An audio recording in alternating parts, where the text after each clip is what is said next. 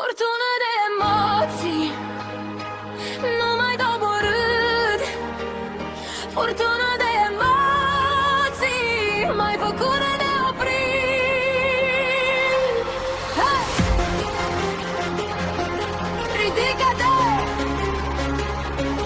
respiră, merge înainte. Am mers atunci când nu mai aveam glas, când lumea se prăbușea încet. Am pus suflet în fiecare pas, ca inima să poată merge drept. Când noaptea îmi părea fără sfârșit și ploaia nu voia să se oprească, am învățat că orice răsărit se naște după cea mai grea furtună. Ridică privirea către cer, curajul a fost mereu în tine. Chiar și după cea mai grea furtună începe un drum spre mai bine. Furtună de emoții, nu mai doborât. Furtună de emoții, mai făcut de neoprit. Prin furtună de emoții am trecut și tot mai cred în zbor după orice ploaie. Răsare curcubeul după norul greu.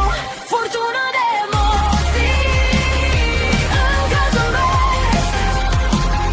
Furtună de emoții, știu că înfloresc. Fiecare poveste spune încet că nimeni nu e singur pe pământ. Și dacă astăzi încă îți e greu, respiră, vine liniștea curând.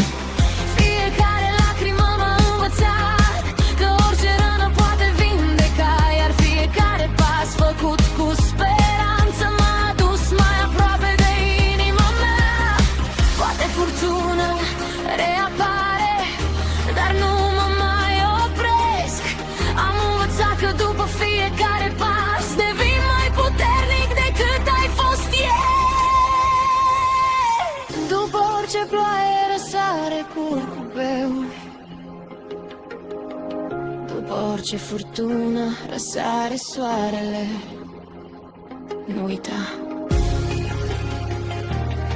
după fiecare furtună soarele răsare. Nu este sfârșitul, este începutul unui capitol frumos. Iar povestea ta